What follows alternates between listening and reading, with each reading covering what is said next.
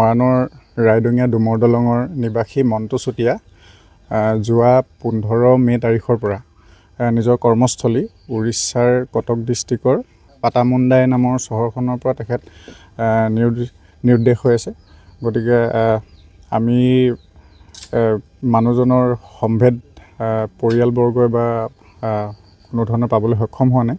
গতিকে আমি মৰাণ আঞ্চলিক ছাত্ৰ সন্থাই আৰক্ষী প্ৰশাসন তথা অসম চৰকাৰৰ প্ৰতি অসম চৰকাৰৰ মাননীয় মুখ্যমন্ত্ৰীৰ প্ৰতি এটা বিনম্ৰ অনুৰোধ জনাইছোঁ যে অতি শীঘ্ৰে যি পাটামুণ্ডাইত যি আমাৰ ডুমৰ দলঙৰ নিবাসী মণ্টু চুতীয়া নিজৰ কটক ইণ্টাৰনেশ্যনেল প্ৰাইভেট লিমিটেড নামৰ কোম্পানীত তেখেত যি কৰ্মৰত হৈ আছিল, গতিকে কৰ্মস্থলীৰ পৰা তেখেত যিহেতুকে নিৰুদ্দেশ হৈছে, গতিকে তেখেতক বিচাৰ খোচাৰ কৰি তেখেতৰ সম্ভেদ পোৱাৰ কাৰণে যি ব্যৱস্থা গ্ৰহণ কৰিব লাগে তাৰ কাৰণে আমি ব্যৱস্থা গ্ৰহণ কৰিবলৈ আমি মৰাণ আঞ্চলিক ছাত্ৰ সন্থাই আহ্বান জনাইছোঁ।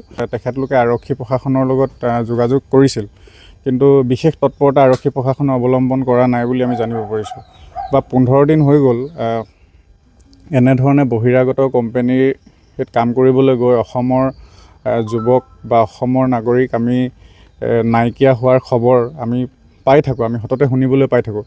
গতিকে এনে এটা দুৰ্ভাগ্যজনক কথা বতৰা যাতে ভৱিষ্যতৰ দিনত হৈ নাথাকে বা এই মানুহজন একেবাৰে যাতে নিৰুদ্দেশ হৈ নাযায়, গতিকে তাৰ কাৰণে চৰকাৰক আমি বিশেষ ব্যৱস্থা গ্ৰহণ কৰিবলৈ আমি মৰাণ আঞ্চলিক ছাত্ৰ সন্থাই আহ্বান জনাইছোঁ। পূৰ্বতো তেখেতে তাত থাকে বুলি তেখেত তাতে কৰ্মৰত হৈ আছে বুলি অৱগত কৰিছে পৰিয়ালৰ লোকে, কিন্তু পৰিয়ালৰ লোকে অভিযোগ কৰা মতে যে এই কোম্পানীটোৱেও এই বহিৰাগত এই কোম্পানীটোৱেও কোনো ধৰণৰ মানে মানুহজনৰ সম্ভেদ পোৱাৰ ক্ষেত্ৰত বা মানুহজনক বিচাৰৰ ক্ষেত্ৰত কোনো ধৰণৰ বিশেষ তৎপৰতা অৱলম্বন কৰা নাই।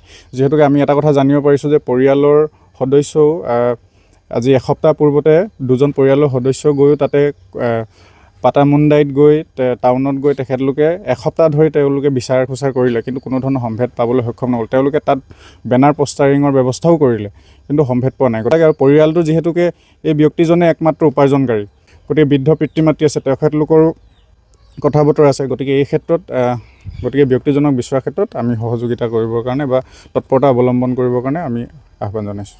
মোৰ দেউতা 10 তাৰিখে তেওঁ কামলৈ বুলি গৈছিলে আৰু 15 তাৰিখৰ পৰা নিৰুদ্দেশ হৈছে কটক জিলাত উৰিষ্যা। তাত বিচৰা হৈছে, আজি এসপ্তাহমান ধৰি বিচাৰি আছে, খালি পোৱা নাই। এতিয়া আৰক্ষীৰ লগতো যোগাযোগ কৰা হৈছে, খালি তেওঁলোকৰ পৰা ইমান সহায় পোৱা নাই।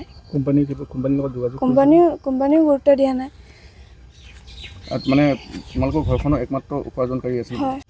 আজি আমাৰ ঘৰত একেবাৰে উদং। তেওঁৱে পইচা পাতি ঘৰখন চলোৱা সকলো দায়িত্ব তেওঁৱে। এই দুটা পোনা এৰি সি কাম কৰিবলৈ গৈছিলে, ইহঁতক পঢ়া শুনা ঘৰখন চলোৱা বিষয়। কিন্তু এদিন কামো কৰিলে, এই কোম্পানীয়ে কিয় ইমান অৱহেলা কৰিলে সেইবাবে আমি বৰ দুখ পাইছোঁ। কোম্পানীকো কৈছোঁ, হাত জোৰ কৰিছোঁ, আপোনালোকে বিচাৰক এটা কোম্পানী মানে ক'ত সামান্য এটা ল'ৰা মানুহ বুলি ভাবক, আপোনালোকে যত্ন কৰক, তেওঁক আমাক লাগে। 10 তাৰিখে গৈছিলে, ঘৰৰ পৰাতো ধুনীয়াকৈ ওলাই গৈছে। যদি দুনিশা থাকি আকৌ এনিশা দিনটো কাম কৰিছে, নিশালৈ 12 বজাৰ পৰা কি হ'ল আমিতো নাজানো। আৰক্ষীক এজাহাৰ দিছেনে আপুনি? দিছে। আৰক্ষীয়েও একো খবৰ খাতি লোৱা নাই, লৈছে যদিও আমি একো খবৰ এটা আজিলৈকে পোৱা নাই। তাৰ বাবে আৰক্ষীকো জনাইছোঁ, ইফালে চৰকাৰকো কৈছোঁ, অনুৰোধ কৰিছোঁ, আমাক ল'ৰাটো বিচাৰি কুচাৰি দিয়ক।